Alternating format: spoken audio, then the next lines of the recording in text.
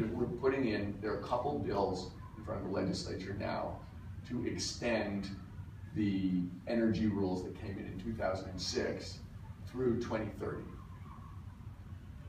And there's been a question, what happens if they go wrong? What happens if they're too much? Should there be an off-ramp so that along the way you can turn off the highway and go to the rest stop? And my reaction to that is, there's always an off-ramp. We're not going to abolish the legislature. We're not going to run without a governor. If there's something that is going wrong, we always have the ability to change any legislation or adapt it or make it better. And in fact, that's the job of a legislature and of a governor, to make sure that what's going on still makes sense. So I think it's true in any legislation that if you put in a big comprehensive legislation, I think traditionally people have tinkered with it to try and make it better. And that's totally sensible. So I don't think there's really a specific need here to say, gosh, this looks so ambitious. If it doesn't work, what are we going to do? It doesn't work. We're going to change it. And can you talk a little bit about how the state's current policies have affected the economy, and what about prices of fuel compared to the rest of the country? Well, I think that since we've put in the cap and trade, we've been growing faster than the rest of the country, and we've been creating jobs faster than the rest of the country. So in terms of our energy policies, I feel as if we're doing fine.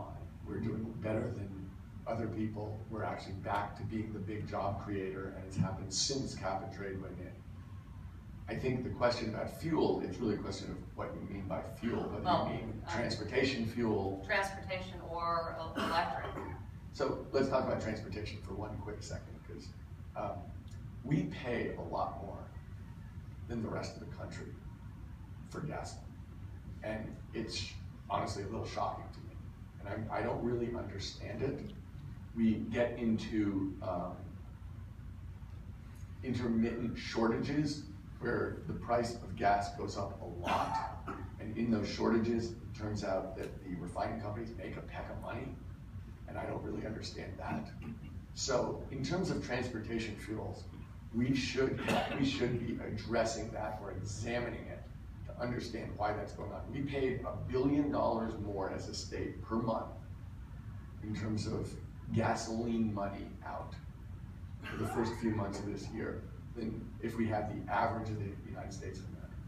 I don't understand that. That's just a ton of money, and it's something that I'm really hoping is going to be understood, because it's been going on for more than a decade.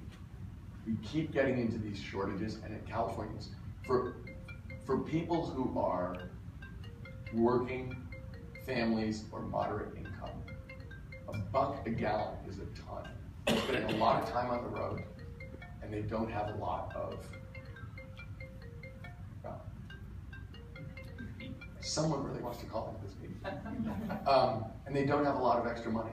So that is something that I don't understand, and I really think needs to be addressed.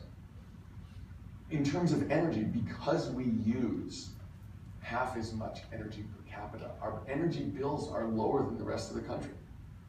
And people like to point to price per kilowatt hour, and it's really important.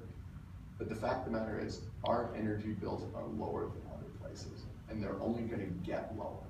I mean, from my point of view, we are in a place where we have an ability to create secure, independent energy in the United States that's going to be cheaper than we can get from anywhere else, and we can pioneer this around the world. That, to me, is just an amazing opportunity.